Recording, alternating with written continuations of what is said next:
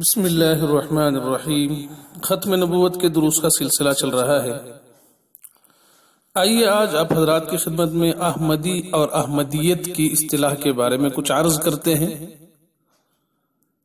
لفظ احمدی سب سے پہلے سر سید احمد خان صاحب کے ماننے والوں کو کہا جاتا تھا۔ اس کے لیے خود شہادت مرزا کے بیٹے کی اپنی عبارت ہے۔ مرزا کا بیٹا سید میر حسن صاحب سیالکوٹی کے بارے میں لکھتا ہے، الفاظ ہیں اس کے کہ مولوی صاحب مذہباً احمدی یعنی حضرت مسیح موعود علیہ السلام کے متبع نہیں بلکہ سر سید احمد مرحوم کے خیالات کے دل دادا ہیں۔ سیرت المہدی جلد نمبر 1 صفحہ نمبر 154۔ تو اس سے معلوم ہوا کہ لفظ احمد اور احمدی کا استعمال سر سید احمد خان صاحب کے ماننے والوں کے لیے استعمال کیا جاتا رہا ہے۔ سن 1900 میں مرزائیوں نے اپنی جماعت کے لیے اسی نام کو اختیار کیا۔ سیرت المہدی جلد نمبر 2 صفحہ نمبر 153۔ اسی نسبت سے مرزائیوں نے اپنے دین کو احمدیت کا نام دیا ہے۔ تو معلوم ہوا کہ سب سے پہلے سر سید احمد خان صاحب کے ماننے والوں کے لیے اس لفظ کو استعمال کیا جاتا رہا۔ اب یہ لفظ اتنا عام ہو چکا ہے قادیانیوں کے لیے کہ سر سید احمد خان صاحب کے ماننے والوں کے لیے اس لفظ کا استعمال بالکل نہیں ہوتا ہے۔ تو ہم یوں کہتے ہیں کہ ہمارے یہ جو احمدی کا لفظ ہے ان قادیانیوں کے لیے بالکل استعمال نہ کیا جائے، کیونکہ احمد نبی کریم صلی اللہ علیہ وسلم کا اسم گرامی ہے۔ انبیاء میں سے کسی اور کا نام احمد نہیں۔ حضرت علی رضی اللہ عنہ کی روایت ہے، رسول اللہ صلی اللہ علیہ وسلم نے فرمایا اعطیت اربعا لم يعطہن احد من انبیاء اللہ، اعطیت مفاتح الارض وسمیت احمد وجعل لی التراب طہورا وجعلت امتی خیر الامم۔ مسند احمد کی روایت ہے، جس کا مطلب یہ ہوا کہ مجھے جو خصوصیات عطا کی گئی ہیں ان خصوصیات میں سے خصوصیت یہ ہے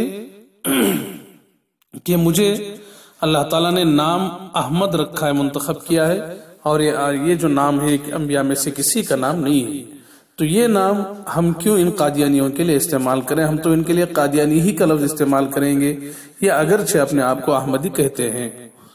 اسی طرح حضرت ابن عباس رضی اللہ عنہ کی ایک مرفوع روایت ہے کہ جب اللہ تعالیٰ مخلوق کے درمیان فیصلہ فرمانا چاہیں گے تو ایک اعلان کرنے والا اعلان کرے گا این احمد و امتہ۔ تو اس میں بھی معلوم ہو رہا ہے کہ اس سے مراد نبی کریم صلی اللہ علیہ وسلم کی ذات گرامی ہے۔ تو یہ لفظ ہم دوسروں کے لیے کیوں استعمال کریں؟